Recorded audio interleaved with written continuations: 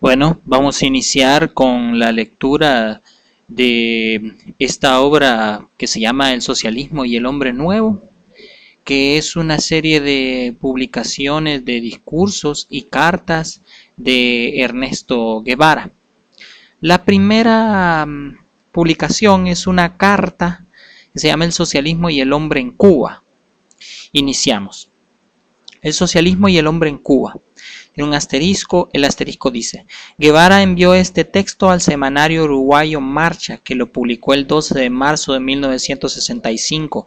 2 días después, el Che regresaba a La Habana, concluyendo el viaje de casi 3 meses iniciado el 17 de diciembre de 1964 en Nueva York, donde había participado en la 9ª Asamblea General de la ONU.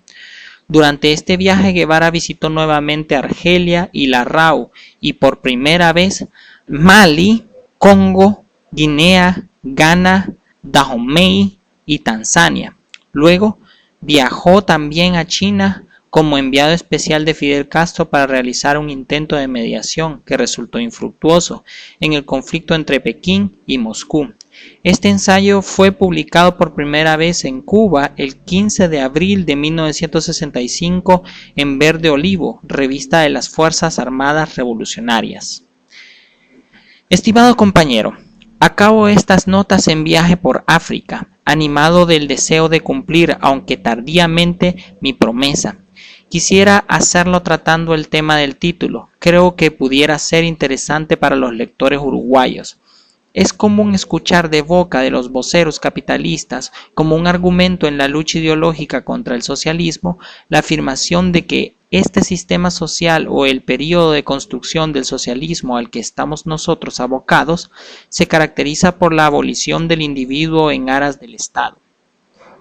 No pretenderé refutar esta afirmación sobre una base meramente teórica, sino establecer los hechos tal cual se viven en Cuba y agregar comentarios de índole general. Primero esbozaré a grandes rasgos la historia de nuestra lucha revolucionaria antes y después de la toma del poder.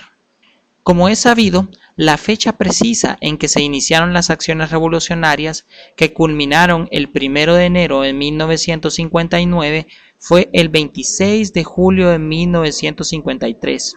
Un grupo de hombres dirigidos por Fidel Castro atacó la madrugada de ese día el cuartel Moncada, en la provincia de Oriente. El ataque fue un fracaso. El fracaso se transformó en desastre y los sobrevivientes fueron a parar a la cárcel para reiniciar, luego de ser amnistiados, la lucha revolucionaria. Durante este proceso, en el cual solamente existían gérmenes de socialismo, el hombre era un factor fundamental. En él se confiaba individualizado, específico, con nombre y apellido, y de su capacidad de acción dependía el triunfo o el fracaso del hecho encomendado. Llegó la etapa de la lucha guerrillera. Esta se desarrolló en 2 ambientes distintos: el pueblo, masa todavía dormida a quien había que movilizar, y su vanguardia, la guerrilla, motor impulsador del movimiento, generador de conciencia revolucionaria y de entusiasmo combativo. Fue esta vanguardia el agente catalizador, el que creó las condiciones subjetivas necesarias para la victoria. También en ella, en el marco del proceso de proletarización de nuestro pensamiento, de la revolución que se operaba en nuestros hábitos, en nuestras mentes, el individuo fue el factor fundamental. Aquí vamos hacia la nota número 1 al final del libro. El socialismo y el hombre en Cuba, la nota número 1. Sobre la proletarización experimentada por los dirigentes guerrilleros, cuya extracción social pertenecía fundamentalmente a la inteligencia pequeño burguesa radicalizada. Guevara se refiere en varias ocasiones, atribuyéndola sobre todo a la estrecha relación que se fue conformando entre esos hombres y las masas rurales de la Sierra Maestra. Véase en particular el capítulo 2, La guerrilla, de la guerra de guerrillas, y el artículo Notas para influencias recíprocas entre dirigentes y masa, donde hay que buscar la explicación de la coherencia ideológica que caracterizó al grupo dirigente castrista desde el triunfo de la revolución. En lugar de indagar obsesivamente el grado de convicción marxista que pudiera tener uno u otro dirigente en los inicios de la experiencia, cuando el Moncada, puesto que de lo que se trata es de la explicación de un proceso de proletarización colectiva y no de una conversión individual. Ahí finaliza la nota número 1 y seguimos. Cada uno de los combatientes de la Sierra Maestra que alcanzara algún grado superior en las fuerzas revolucionarias fue una historia de hechos notables en su haber. Con base en estos lograba sus grados. Fue la primera época heroica en la cual se disputaban por lograr un cargo de mayor responsabilidad, de mayor peligro, sin otra satisfacción que el cumplimiento del deber. En nuestro trabajo de educación revolucionaria volvemos a menudo sobre este tema aleccionador. En la actitud de nuestros combatientes se vislumbraba el hombre del futuro. En otras oportunidades de nuestra historia se repitió el hecho de la entrega total a la causa revolucionaria. Durante la crisis de octubre o en los días del ciclón Flora, nota número 2. La nota número 2 dice, el ciclón Flora pasó 2 veces por las provincias Camagüey y de Oriente en octubre de 1963, arrojando como saldo destrucciones sin precedentes en la historia de Cuba. La superficie afectada por el ciclón fue de casi 63.000 kilómetros cuadrados, más de la mitad de todo el territorio de la isla, con casi 3 millones de habitantes. No obstante, la enorme movilización de recursos y de personas realizadas en las provincias que sufrieron sus efectos, el número de las víctimas superó el millar. Para tener una idea de la magnitud de esta calamidad natural, basta señalar que debieron ser evacuadas más de 175.000 personas. Las pérdidas en viviendas y otras construcciones, en daños a las plantaciones y ganadería, fueron excepcionalmente elevados. Más de 10.000 casas destruidas, 20.000 afectadas solo en Oriente, el 30% de la cosecha de café destruida, graves daños a las plantaciones de azúcar, etc. Ahí finaliza la nota número 2 sobre el huracán Flora.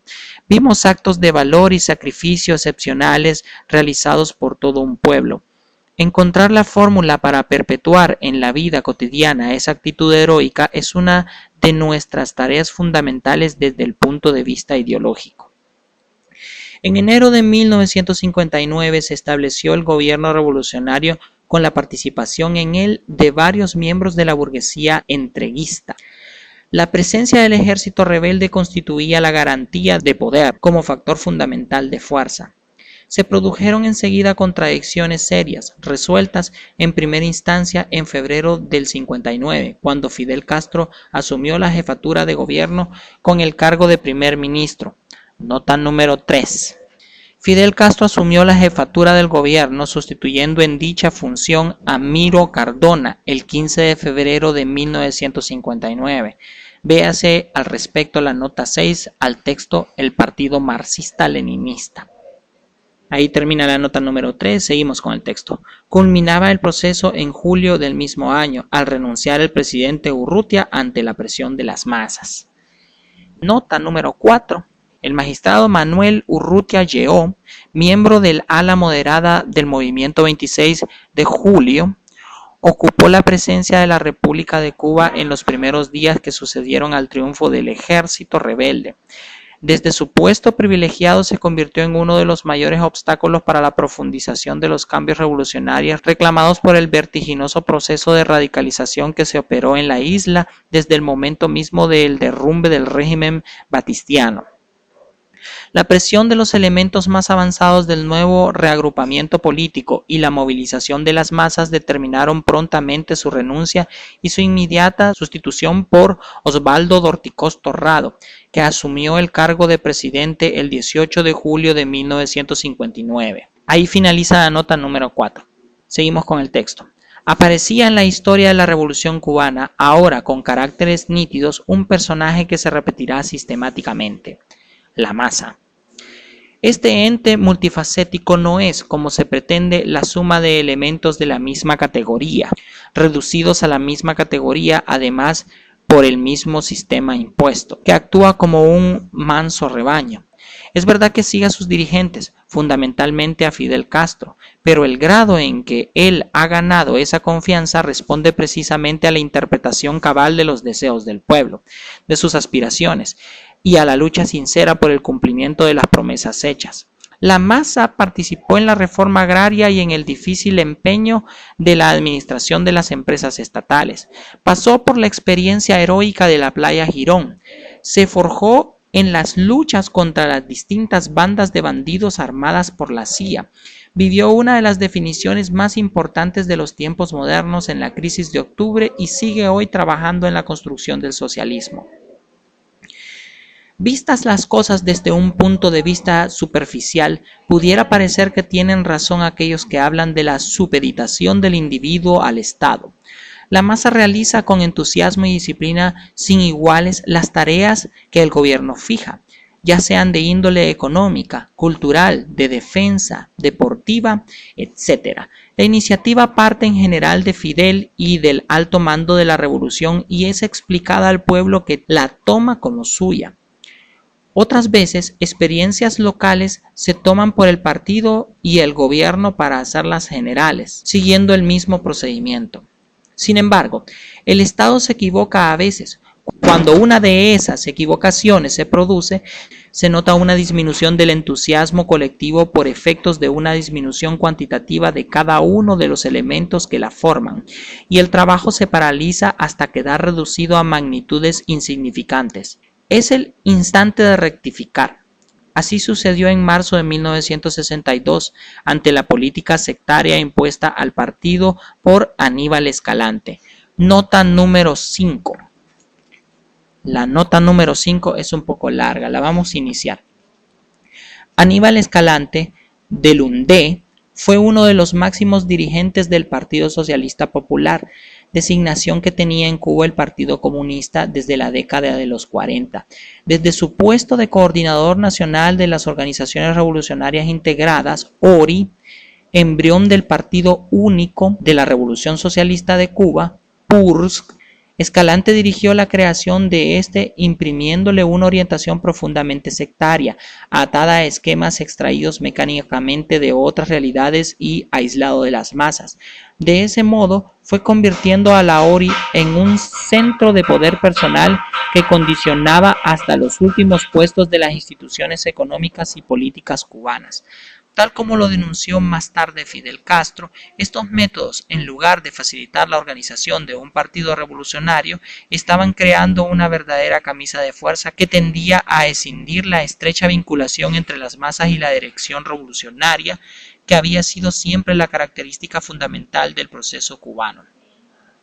Participando en la conmemoración del 5º aniversario del asalto al cuartel Moncada, el 16 de marzo de 1962, Fidel Castro inició su discurso censurado ásperamente al orador que lo había precedido, un universitario que al leer el testamento político del mártir estudiantil José Antonio Echeverría, había omitido un párrafo en el que éste, que era un católico militante, invocaba la aprobación divina para aquella acción revolucionaria.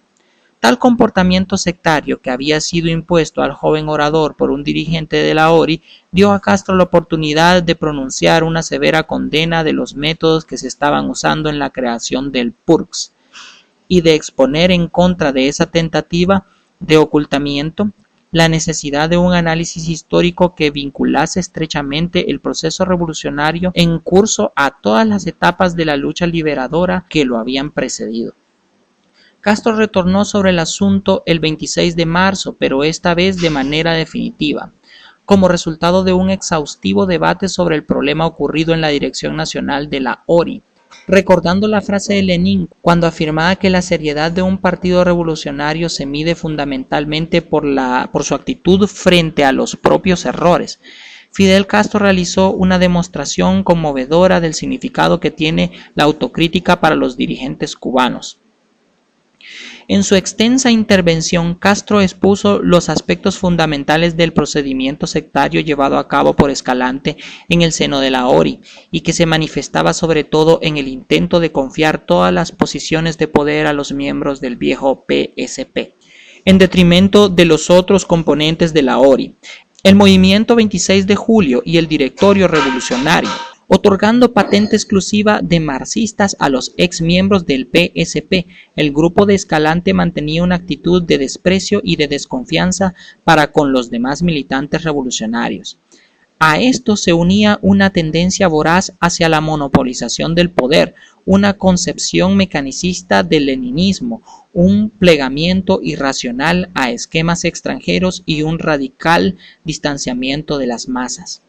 El discurso de Fidel Castro fue el punto de partida de un viraje completo en el proceso.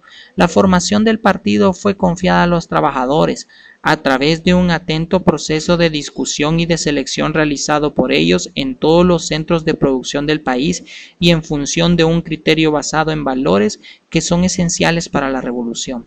La actitud de vanguardia frente al trabajo, la defensa y el estudio, además de la clara conciencia internacionalista. Aníbal Escalante fue alejado de la dirección nacional de la ORI y pocos días después del discurso de Fidel Castro partió a la Unión Soviética, a donde fue incorporado a la redacción del Pravda. Su retorno a Cuba fue autorizado 3 años más tarde, a causa fundamentalmente del grave estado de salud por el que atravesaba su hermano, César Escalante. También él, dirigente importante del viejo PSP, pero integrado a la revolución. El gobierno permitió a Aníbal Escalante permanecer en la isla luego del fallecimiento de su hermano y le confió algunas tareas en el sector agrícola y sucesivamente en la dirección de 2 granjas. Sin embargo, a principios de 1966, los servicios de seguridad del Estado probaron que la actividad del viejo sectario no se limitaba a la agricultura y al estudio de la genética avícola. Escalante había iniciado en 1965 un trabajo político fraccionista junto con otros exmilitantes del PSP. Mientras se encaraba una minuciosa investigación que demostró fehacientemente las sospechas del gobierno, varios miembros de este lanzaron públicamente algunas advertencias contra lo que se dio en llamar la microfracción. Fue el propio Fidel Castro quien hizo la última advertencia en su discurso de clausura de la primera conferencia de la Organización Latinoamericana de Solidaridad, OLAS, en agosto de 1967. Poco tiempo después se suceden los primeros arrestos y el 24 de junio de 1968 fue convocado al Comité Central del PCC para analizar el problema. Las sesiones fueron abiertas por un extenso informe de Raúl Castro, viceprimer ministro y ministro de la FARC, destinado a revelar las actividades fraccionistas de Escalante. Aunque numéricamente reducido, el grupo sectario realizaba un intenso trabajo de crítica divisionista en el seno del partido y de las estructuras estatales cubanas, siguiendo, entre otras, las siguientes orientaciones. Calificación de la política revolucionaria como pequeño burguesa, a causa de su presunta subestimación de la clase obrera, como antisoviética, trotskista. Los fraccionistas rechazaban las formulaciones cubanas sobre el papel preponderante de la lucha armada en el proceso de la liberación continental y se convirtieron en los abanderados de las posiciones de los partidos comunistas latinoamericanos prosoviéticos, quienes acusaban abiertamente al Che Guevara de aventurero sin patria. En esta actividad, la microfracción se valió de diplomáticos y técnicos de los países socialistas para hacer conocer a sus respectivos gobiernos las posiciones que sustentaba y trataron de lograr que la Unión Soviética presionara en el campo económico a Cuba para obligar a los dirigentes revolucionarios a corregir sus posiciones aventureras. El CC del PCC, luego de haber escuchado el informe de Raúl Castro, las exposiciones de 2 de sus miembros que pertenecían a la microfracción, José Mátar y Ramón Calcines, la lectura de una carta presuntamente autocrítica de Escalante, una significativa intervención de Carlos Rafael Rodríguez, viejo líder del PSP, y una extensísima exposición de Fidel Castro de más de 12 horas de duración, resolvió expulsar del partido a Mátar y Calcines y trasladar los demás casos a la justicia revolucionaria, Poco después, Aníbal Escalante fue condenado a 15 años de reclusión, mientras que otros 34 miembros de la microfracción recibieron penas de 2 a 12 años. Luego de varios años de prisión, fue liberado, falleciendo en agosto de 1977 mientras desempeñaba su puesto de director en una granja del estado. Ahí finaliza la nota número 5 y vamos a continuar con el texto en la página número 5, ¿verdad? Del libro. Es evidente que el mecanismo no basta para asegurar una sucesión de medidas sensatas y que falta una conexión más estructurada con la masa. Debemos mejorarlo durante el curso de los próximos años, pero en el caso de las iniciativas surgidas en los estratos superiores del gobierno, utilizamos por ahora el método casi intuitivo de auscultar las reacciones generales frente a los problemas planteados. Maestro en ello, Fidel, cuyo particular modo de integración con el pueblo solo puede apreciarse viéndolo actuar, en las grandes concentraciones públicas se observa algo así como el diálogo de dos diapasones cuyas vibraciones provocan otras nuevas en el interlocutor. Fidel y la masa comienzan a vibrar en un diálogo de intensidad creciente hasta alcanzar el clímax en un final abrupto, coronado por nuestro grito de lucha y de victoria. Lo difícil de entender para quien no viva la experiencia de la revolución es esa estrecha unidad dialéctica existente entre el individuo y la masa, donde ambos se interrelacionan y, a su vez, la masa, como conjunto de individuos, se interrelaciona con los dirigentes. En el capitalismo se pueden ver algunos fenómenos de este tipo cuando aparecen políticos capaces de lograr la movilización popular, pero si no se trata de un auténtico movimiento social, en cuyo caso no es plenamente lícito hablar de capitalismo, el movimiento vivirá lo que la vida de quien lo impulse o hasta el fin de las ilusiones populares, impuesto por el rigor de la sociedad capitalista. En esta, el hombre está dirigido por un frío ordenamiento que usualmente escapa al dominio de su comprensión. El ejemplar humano, enajenado, tiene un invisible cordón umbilical que le liga a la sociedad en su conjunto, la ley del valor. Ella actúa en todos los aspectos de su vida, va moldeando su camino y su destino. Las leyes del capitalismo, invisibles para el común de las gentes y ciegas, actúan sobre el individuo sin que éste se percate. Solo ve la amplitud de un horizonte que aparece infinito. Así lo presenta la propaganda capitalista que pretende extraer del caso Rockefeller, verídico o no, una lección sobre las posibilidades de éxito. La miseria que es necesario acumular para que surja un ejemplo así y la suma de ruindades que conlleva una fortuna de esa magnitud no aparecen en el cuadro y no siempre es posible a las fuerzas populares aclarar estos conceptos. Cabría aquí la disquisición sobre cómo en los países imperialistas los obreros van perdiendo su espíritu internacional de clase al influjo de una cierta complicidad en la explotación de los países dependientes y cómo este hecho, al mismo tiempo, lima el espíritu de la lucha de las masas en el propio país, pero ese es un tema que sale de la intención de estas notas. De todos modos, se muestra el camino con escollos que aparentemente un individuo con las cualidades necesarias puede superar para llegar a la meta. El premio se avisora en la lejanía, el camino es solitario. Además, es una carrera de lobos, solamente se puede llegar sobre el fracaso de otros. Intentaré ahora definir al individuo, actor de ese extraño y apasionante drama que es la construcción del socialismo en su doble existencia de ser único y miembro de comunidad. Creo que lo más sencillo es reconocer su cualidad de no hecho, de producto no acabado. Las taras del pasado se trasladan al presente en la conciencia individual y hay que hacer un trabajo continuo para erradicarlas. El proceso es doble. Por un lado actúa la sociedad con su educación directa e indirecta. Por otro, el individuo se somete a un proceso consciente de autoeducación.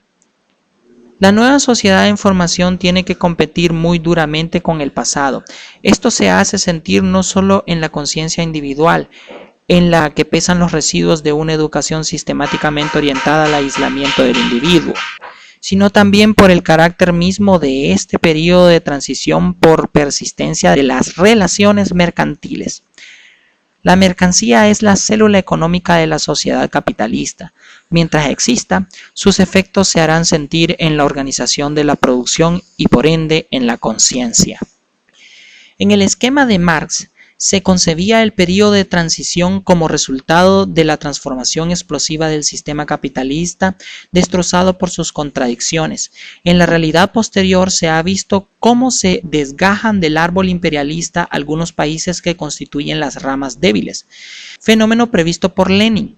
En estos, el capitalismo se ha desarrollado lo suficiente como para hacer sentir sus efectos, de un modo u otro, sobre el pueblo, pero no son sus propias contradicciones las que, agotadas todas las posibilidades, hacen saltar el sistema. La lucha de liberación contra un opresor externo, la miseria provocada por accidentes extraños, como la guerra, cuyas consecuencias hacen recaer las clases privilegiadas sobre los explotados. Los movimientos de liberación destinados a derrocar regímenes neocoloniales son los factores habituales de desencadenamiento. La acción consciente hace el resto. En estos países no se ha producido todavía una educación completa para el trabajo social y la riqueza dista de estar al alcance de las masas mediante el simple proceso de apropiación. El subdesarrollo por un lado y la habitual fuga de capitales hacia países civilizados por otro hacen imposible un cambio rápido y sin sacrificios. Resta un gran tramo a recorrer en la construcción de la base económica y la tentación de seguir los caminos trillados del interés material como palanca impulsora de un desarrollo acelerado es muy grande. Se corre el peligro de que los árboles impidan ver el bosque, persiguiendo la quimera de realizar el socialismo con la ayuda de las armas melladas que nos legara el capitalismo, la mercancía como célula económica, la rentabilidad, el interés material individual como palanca, etc.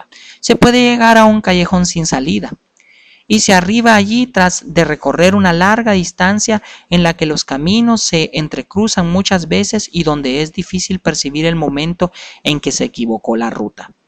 Entretanto, la base económica adaptada ha hecho su trabajo de zapa sobre el desarrollo de la conciencia. Para construir el comunismo, simultáneamente con la base material, hay que hacer al hombre nuevo. De allí que sea tan importante elegir correctamente el instrumento de movilización de las masas. Ese instrumento debe ser de índole moral, fundamentalmente, sin olvidar una correcta utilización del estímulo material, sobre todo de naturaleza social. Nota número 6 del texto. Guevara reitera en uno de sus últimos criterios públicos esta formulación teórica que es uno de los leitmotiv de su pensamiento, como puede verse en los artículos que conforman la tercera sección del presente volumen, dedicada al debate sobre el sistema de gestión socialista en Cuba. La erradicación de las categorías mercantiles, la concepción del socialismo y del comunismo como un proceso único cuyo hilo conductor es la acentuación prioritaria de la relación dialéctica entre estructura material y conciencia revolucionaria. Fueron los elementos determinantes de la orientación dada por Guevara a la conducción económica y social del sector estatal que estaba a su cargo. Dicha idea está, por otra parte, en la base de las tesis elaboradas por el partido y el gobierno cubano. Y aun cuando en la etapa actual del proceso de construcción del socialismo en Cuba se haya reformulado el sistema de gestión de las empresas con base en el cálculo económico, sistema que como es sabido rechazaba Guevara, los incentivos morales y los incentivos materiales de naturaleza social siguen desempeñando un papel excepcional en comparación con los criterios existentes en los demás países del área socialista europea, inclusive en la propia Unión Soviética. Ahí termina la nota número 6. Como ya dije, en momento de peligro extremo es fácil potenciar los estímulos morales para mantener su vigencia. Es necesario el desarrollo de una conciencia en la que los valores adquieran categorías nuevas. La sociedad en su conjunto debe convertirse en una gigantesca escuela. Las grandes líneas del fenómeno son similares al proceso de formación de la conciencia capitalista en su primera época. El capitalismo recurre a la fuerza, pero, además, educa a la gente en el sistema. La propaganda directa se realiza por los encargados de explicar la ineluctabilidad de un régimen de clase, ya sea de origen divino o por imposición de la naturaleza como ente mecánico. Esto aplaca a las masas que se ven oprimidas por un mal contra el cual no es posible la lucha. A continuación viene la esperanza, y en esto se diferencia de los anteriores regímenes de casta que no daban salida posible. Para algunos continuará vigente todavía la fórmula de casta. El premio de los obedientes consiste en el arribo desde la muerte a otros mundos maravillosos donde los buenos son premiados, con lo que se sigue la vieja tradición. Para otros, la innovación, la separación en clases es fatal, pero los individuos pueden salir de aquella a que pertenecen mediante el trabajo, la iniciativa, etc. Este proceso y el de la autoeducación para el triunfo deben ser profundamente hipócritas. Es la demostración interesada de que una mentira es verdad. En nuestro caso, la educación directa adquiere una importancia mucho mayor. La explicación es convincente porque es duradera, no precisa de subterfugios. Se ejerce a través del aparato educativo del Estado en función de la cultura general, técnica e ideológica por medio de los organismos tales como el Ministerio de Educación y el aparato de divulgación del partido. La educación prende en las masas y la nueva actitud preconizada tiende a convertirse en hábito. La masa la va haciendo suya y presiona a quienes no se han educado todavía. Esta es la forma indirecta de educar a las masas, tan poderosa como aquella otra. Pero el proceso es consciente, el individuo recibe continuamente el impacto del nuevo poder social y percibe que no está completamente adecuado a él. Bajo el influjo de la presión que supone la educación indirecta, trata de acomodarse a una situación que siente justa y cuya propia falta de desarrollo le ha impedido hacerlo hasta ahora. Se autoeduca. En este periodo de construcción del socialismo podemos ver el hombre nuevo que va naciendo. Su imagen no está todavía acabada, no podría estarlo nunca, ya que el proceso marcha paralelo al desarrollo de las formas económicas nuevas, descontando aquellos cuya falta de educación los hace tender al camino solitario, a la autosatisfacción de sus ambiciones. Los hay que aún dentro de este nuevo panorama de marcha conjunta tienen tendencias a caminar aislados de la masa que acompaña. Lo importante es que los hombres van adquiriendo cada día más conciencia de la necesidad de su incorporación a la sociedad y, al mismo tiempo, de su importancia como motores de la misma. Ya no marchan completamente solos, por veredas extraviadas, hacia lejanos anhelos. Siguen a su vanguardia, constituida por el partido, por los obreros de avanzada, por los hombres de avanzada que caminan ligados a las masas y en estrecha comunión con ellas. Las vanguardias tienen su vista puesta en el futuro y en su recompensa, pero ésta se vislumbra como algo individual. El premio es la nueva sociedad donde los hombres tendrán características distintas, la sociedad del hombre comunista. El camino es largo y lleno de dificultades. A veces, por extraviar la ruta, hay que retroceder. Otras, por caminar demasiado aprisa, nos separamos de las masas. En ocasiones, por hacerlo lentamente, sentimos el aliento cercano de los que nos pisan los talones. En nuestra ambición de revolucionarios, tratamos de caminar tan aprisa como sea posible, abriendo caminos, pero sabemos que tenemos que nutrirnos de la masa y que ésta solo podrá avanzar más rápido si la alentamos con nuestro ejemplo. A pesar de la importancia dada a los estímulos morales, el hecho de que exista la división en dos grupos principales, excluyendo, claro está, a la fracción minoritaria de los que no participan, por una razón u otra en la construcción del socialismo, indica la relativa falta de desarrollo de la conciencia social.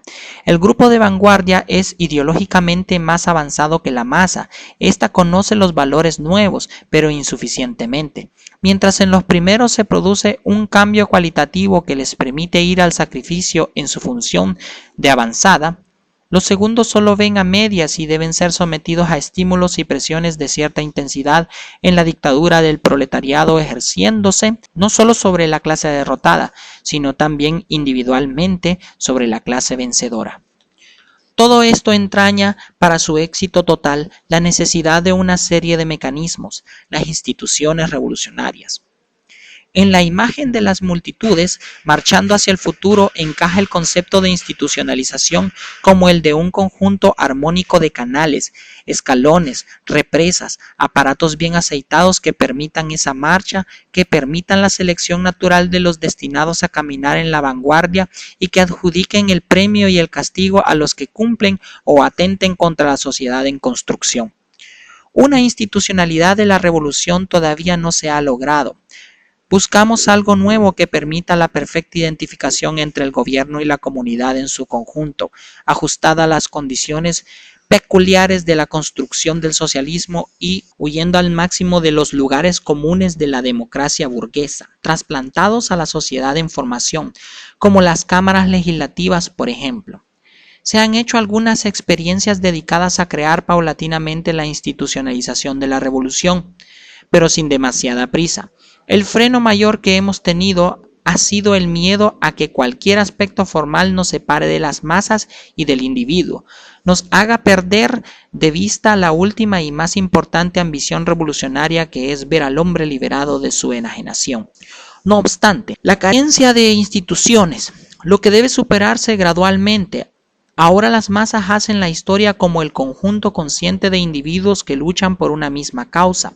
El hombre, en el socialismo, a pesar de su aparente estandarización, es más completo. A pesar de la falta del mecanismo perfecto para ello, su posibilidad de expresarse y hacerse sentir en el aparato social es infinitamente mayor. Nota número 7. El vacío entre las masas y las instituciones, aquí señalado por Guevara, comenzó a ser encarado en el curso de 1965 mediante la creación de las administraciones regionales y locales. Luego de un largo periodo de pruebas, a partir de 1970, se inicia en Cuba el proceso de institucionalización de la revolución, proceso que se acelera desde 1972 en adelante. Fortalecidas las organizaciones de masas y el Partido Comunista de Cuba, estabilizada la dirección del aparato económico a partir de la nueva organización del Consejo de Ministros y la creación de su comité ejecutivo, estaban dadas las premisas para avanzar en la creación del conjunto de las instituciones representativas del Estado. Desde ese momento, el gobierno revolucionario y el Partido Comunista, contando para ello con un elevado grado de participación popular, comenzaron a elaborar una serie de cuerpos legales reguladores de los aspectos esenciales de la estabilización de las instituciones estatales. En 1974 se aprobó el Código de la Familia, que instituyó jurídicamente la igualdad de la mujer, el derecho de los hijos y otros preceptos similares, y que significó un ensayo del tipo de discusión que los dirigentes cubanos deseaban crear en torno a la aprobación de la nueva Constitución en preparación. El 24 de febrero de 1975, organizaciones populares y en los núcleos del Partido Comunista de Cuba, además de funcionarios y dirigentes del aparato del Estado, en 1976 se realizaron elecciones generales que culminaron el 2 de diciembre del mismo año con la constitución del poder popular en todos los niveles de la Asamblea Nacional. El 24 de febrero de 1977 fue promulgada la nueva Constitución Socialista de Cuba. Quedó así incluida la etapa de la institucionalización de la Revolución Cubana, que, a diferencia de otros procesos semejantes en países que hoy conforman el bloque socialista, contó desde un principio con una fuerte participación de las masas en torno a la creación de un poder popular estructurado desde abajo hacia arriba. Sobre este tema, además de los documentos oficiales, véase en particular el libro de Marta Harnecker, Cuba, Dictadura o Democracia, México, siglo XXI, 1977, segunda edición, corregida. Ahí finaliza la nota número 7. Seguimos con el texto. Página número 10. Todavía es preciso acentuar su participación consciente, individual y colectiva en todos los mecanismos de dirección y producción, y ligarla a la idea de la necesidad de la educación técnica e ideológica, de manera que sienta cómo estos procesos son estrechamente interdependientes y sus avances son paralelos. Así logrará la total conciencia de su ser social, lo que equivale a su realización plena como criatura humana, rotas las cadenas de la enajenación. Esto se traducirá concretamente en la reaprobación de su naturaleza a través del trabajo liberado y la expresión de su propia condición humana a través de la cultura y el arte. Para que se desarrolle en la primera, el trabajo debe adquirir una condición nueva. La mercancía hombre cesa de existir y se instala un sistema que otorga una cuota por el cumplimiento del deber social. Los medios de producción pertenecen a la sociedad y la máquina es solo la trinchera donde se cumple el deber. El hombre comienza a liberar su pensamiento del hecho enojoso que suponía la necesidad de satisfacer sus necesidades animales mediante el trabajo. Empieza a verse retratado en su obra y a comprender su magnitud humana a través del objeto creado, del trabajo realizado. Esto ya no entraña dejar una parte de su ser en forma de fuerza de trabajo vendida, que no le pertenece más, sino que significa una emanación de sí mismo, un aporte a la vida común en que se refleja el cumplimiento de su deber social. Hacemos todo lo posible por darle al trabajo esta nueva categoría de deber social y unirlo al desarrollo de la técnica, por un lado, lo que dará condiciones para una mayor libertad, y al trabajo voluntario por otro, basados en la apreciación marxista de que el hombre realmente alcanza su plena condición humana cuando produce sin la compulsión de la necesidad física de venderse como mercancía. Claro que todavía hay aspectos coactivos en el trabajo, aun cuando sea voluntario. El hombre no ha transformado toda la coerción que lo rodea en reflejo condicionado de naturaleza social y todavía produce, en muchos casos, bajo la presión del medio, lo que llama Fidel, compulsión moral. Todavía le falta el lograr la completa recreación espiritual ante su propia obra, sin la presión directa del medio social, pero ligado a él por los nuevos hábitos. Esto será el comunismo. El cambio no se produce automáticamente en la conciencia, como no se produce tampoco en la economía. Las variaciones son lentas y no son rítmicas. Hay periodos de aceleración, otros pausados e incluso de retroceso. Debemos considerar, además, como apuntáramos antes, que no estamos frente al periodo de transición puro, tal como lo viera Marx en la crítica del programa de Gotha, sino a una nueva fase no prevista por él, primer periodo de transición del comunismo o de la construcción del socialismo. Este transcurre en medio de violentas luchas de clase y con elementos de capitalismo en su seno que oscurecen la comprensión cabal de su esencia. Si a esto se agrega el escolasticismo que ha frenado el desarrollo de la filosofía marxista e impedido el tratamiento sistemático del período, cuya economía política no se ha desarrollado, debemos convenir en que todavía estamos en pañales y es preciso dedicarse a investigar todas las características primordiales del mismo antes de elaborar una teoría económica y política de mayor alcance. La teoría que resulte dará indefectiblemente preeminencia a los dos pilares de la construcción, la formación del hombre nuevo y el desarrollo de la técnica. Bueno, en ambos aspectos nos falta mucho por hacer, pero es menos excusable el atraso en cuanto a la concepción de la técnica como fase fundamental, ya que aquí no se trata de avanzar a ciegas, sino de conseguir durante un buen tramo el camino abierto por los países más adelantados del mundo. Por ello Fidel machaca con tanta insistencia sobre la necesidad de formación tecnológica y científica de todo nuestro pueblo y más aún de su vanguardia. En el campo de las ideas que conducen a actividades no productivas es más fácil ver la división entre necesidad material y espiritual. Desde hace mucho tiempo el hombre trata de liberarse de la enajenación mediante la cultura y el arte. Muere diariamente las 8 y más horas en que actúa como mercancía para resucitar en su creación espiritual.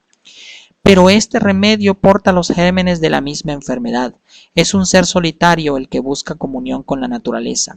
Defiende su individualidad oprimida por el medio y reacciona ante las ideas estéticas como un ser único cuya aspiración es permanecer inmaculado. Se trata solo de un intento de fuga. La ley del valor no es ya un mero reflejo de las relaciones de producción. Los capitalistas monopolistas la rodean de un complicado andamiaje que la convierte en una sierva dócil, aun cuando los métodos que emplean sean puramente empíricos. La superestructura impone un tipo de arte en el cual hay que educar a los artistas. Los rebeldes son dominados por la maquinaria y solo los talentos excepcionales podrán crear su propia obra. Los restantes devienen asalariados vergonzantes o son triturados. Se inventa la investigación artística a la que se da como definitoria de la libertad, pero esta investigación tiene sus límites, imperceptibles hasta el momento de chocar con ellos. Vale decir, de plantearse los reales problemas del hombre y su enajenación. La angustia sin sentido o el pasatiempo vulgar constituyen válvulas cómodas a la inquietud humana. Se combate la idea de hacer del arte un arma de denuncia. Si se respetan las leyes del juego, se consiguen todos los honores, los que podría tener un mono al inventar piruetas. La condición es no tratar de escapar de la jaula invisible. Cuando la revolución tomó el poder, se produjo el éxodo de los domesticados totales. Los demás, revolucionarios o no, vieron un camino nuevo. La investigación artística cobró nuevo impulso. Sin embargo, las rutas estaban más o menos trazadas y el sentido del concepto fuga se escondió tras la palabra libertad. En los propios revolucionarios se mantuvo muchas veces esta actitud, reflejo del idealismo burgués en la conciencia. En países que pasaron por un proceso similar, se pretendió combatir estas tendencias con un dogmatismo exagerado. La cultura general se convirtió casi en un tabú y se proclamó el summum de la aspiración cultural, una representación formalmente exacta de la naturaleza, convirtiéndose esta luego en una representación mecánica de la realidad social que se quería hacer ver. La sociedad ideal, casi sin conflictos ni contradicciones, que se buscara crear. El socialismo es joven y tiene errores. Los revolucionarios carecemos muchas veces de los conocimientos y la audacia intelectual necesarios para encarar la tarea del desarrollo de un hombre nuevo por métodos distintos a los convencionales, y los métodos convencionales sufren de la influencia de la sociedad que los creó. Otra vez se plantea el tema de la relación entre forma y contenido. La desorientación es grande y los problemas de la construcción material nos absorben. No hay artistas de gran autoridad que, a su vez, tengan gran autoridad revolucionaria. Los hombres del partido deben tomar esa tarea entre las manos y buscar el logro del objetivo principal, educar al pueblo. Se busca entonces la simplificación, lo que entiende todo el mundo, que es lo que entienden los funcionarios. Se anula la auténtica investigación artística y se reduce el problema de la cultura general a una apropiación del presente socialista y del pasado muerto, por tanto no peligroso. Así nace el realismo socialista sobre las bases del arte del siglo pasado. Pero el arte realista del siglo XIX también es de clase, más puramente capitalista. Quizás que este arte decadente del siglo XX, donde se transparenta la angustia del hombre enajenado, el capitalismo en cultura ha dado todo de sí y no queda de él sino el anuncio de un cadáver maloliente. En arte, su decadencia de hoy. Pero, ¿por qué pretender buscar en las formas congeladas del realismo socialista la única receta válida? No se puede oponer al realismo socialista la libertad, porque ésta no existe todavía. No existirá hasta el completo desarrollo de la sociedad nueva, pero no se pretenda condenar a todas las formas de arte posteriores a la primera mitad del siglo XIX, desde el trono pontificio del realismo a ultranza, pues se caería en un error proudhoniano de retorno al pasado, poniéndole camisa de fuerza a la expresión artística del hombre que nace y se construye hoy. Falta el desarrollo de un mecanismo ideológico cultural que permita la investigación y desbroce la mala hierba, tan fácilmente multiplicable en el terreno abonado de la subvención estatal. En nuestro país, el error del mecanismo realista no se ha dado, pero sí otro signo contrario, y ha sido por no comprender la necesidad de la creación del hombre nuevo, que no sea el que represente las ideas del siglo XIX, pero tampoco las de nuestro siglo decadente y morboso.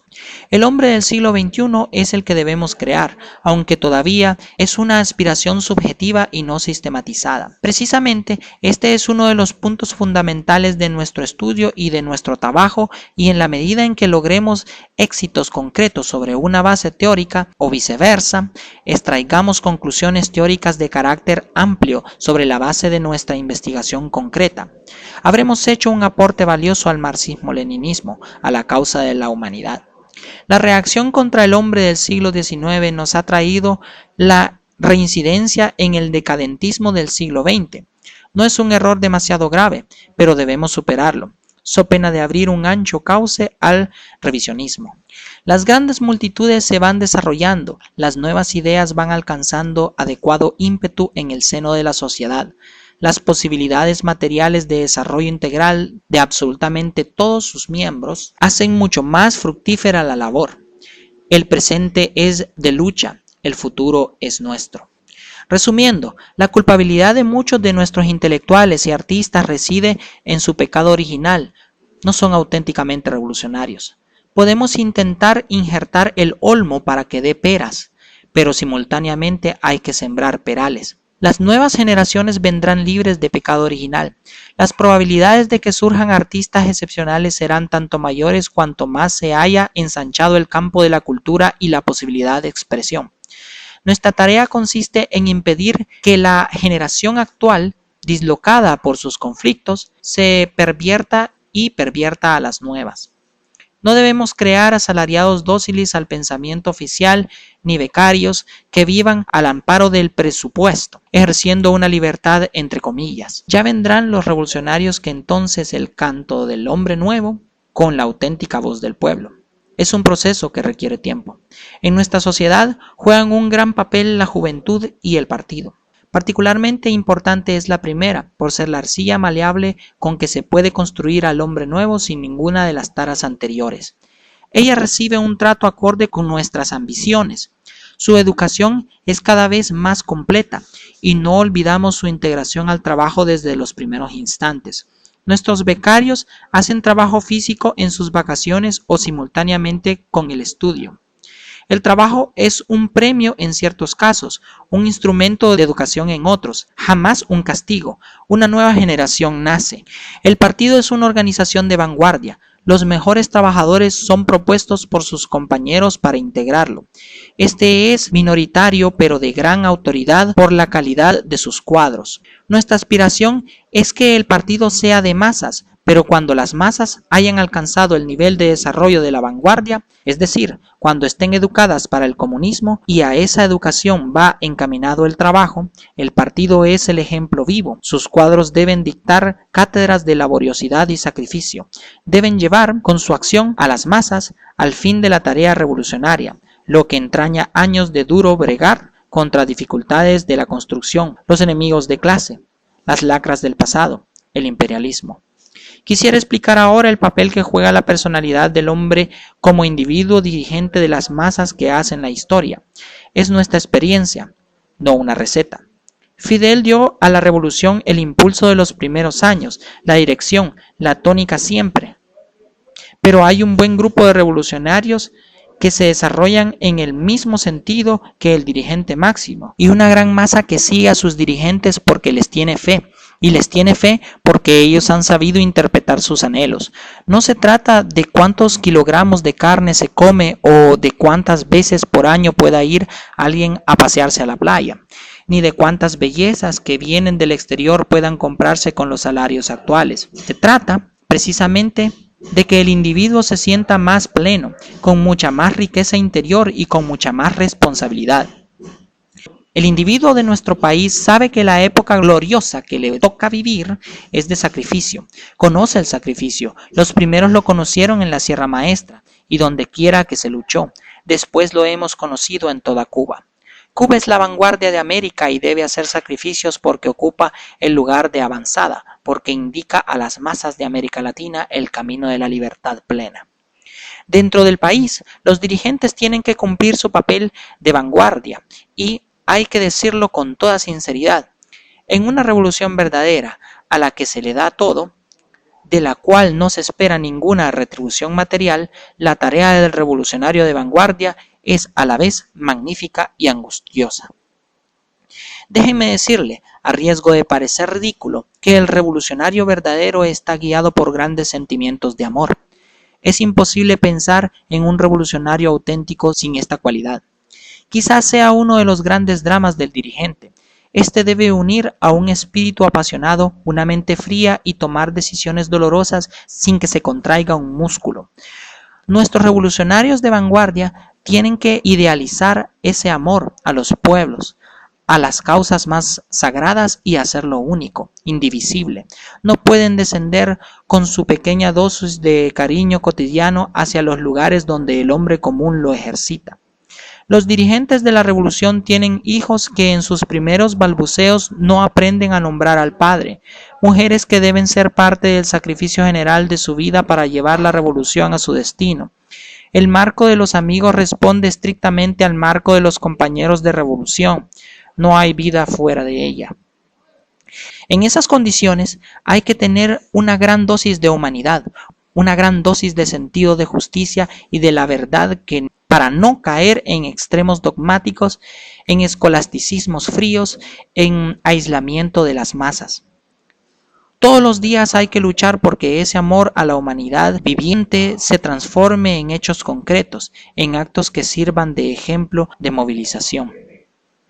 El revolucionario, motor ideológico de la revolución dentro de su partido, se consume en una actividad ininterrumpida que no tiene más fin que la muerte, a menos que la construcción se logre en escala mundial. Si su afán de revolucionario se emboca cuando las tareas más apremiantes se ven realizadas a escala local y se olvida el internacionalismo proletario, la revolución que dirige deja de ser una fuerza impulsora y se sume en una cómoda modorra, aprovechada por nuestros enemigos irreconciliables, el imperialismo, que gana terreno.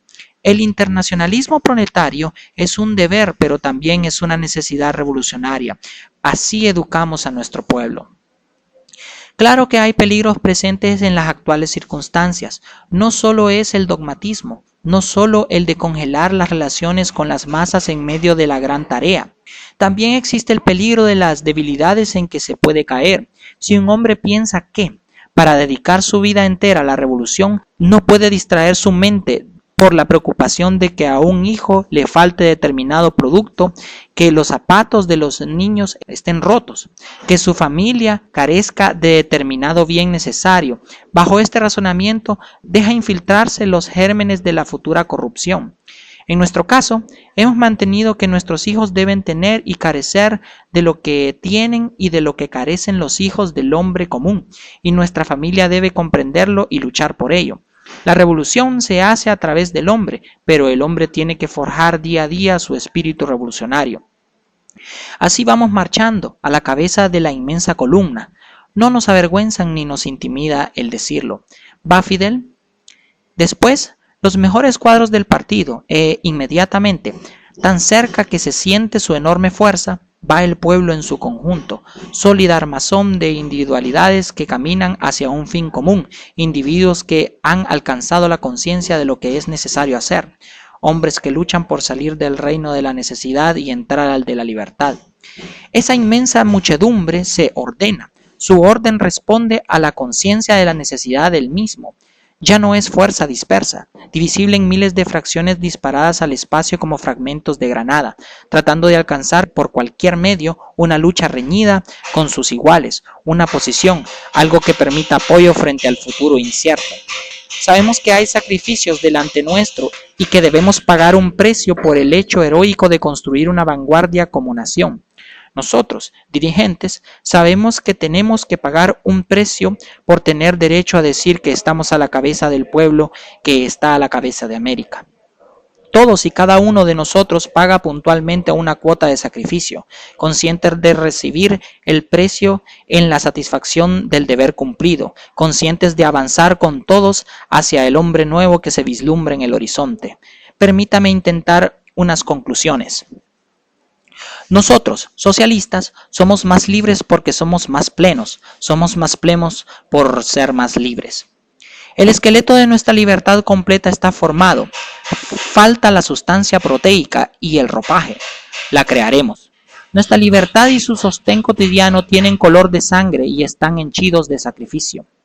Nuestro sacrificio es consciente, cuota para pagar la libertad que construimos. El camino es largo y desconocido. En parte, conocemos nuestras limitaciones. Haremos el hombre del siglo XXI, nosotros mismos. Nos forjaremos en la acción cotidiana, creando un hombre nuevo con una nueva técnica. La personalidad juega el papel de movilización y dirección en cuanto que encarna las más altas virtudes y aspiraciones del pueblo y no se separa de la ruta. Quien abre el camino es el grupo de la vanguardia, los mejores entre los buenos, el partido. La arcilla fundamental de nuestra obra es la juventud. En ella depositamos nuestra esperanza y la preparamos para tomar de nuestras manos la bandera. Si esta carta balbuceante aclara algo, ha cumplido el objetivo con que la mando. Reciba nuestro saludo ritual como un apretón de manos de un Ave María Purísima, patria o muerte. Aquí finaliza esta carta enviada por el Che, el socialismo y el hombre en Cuba.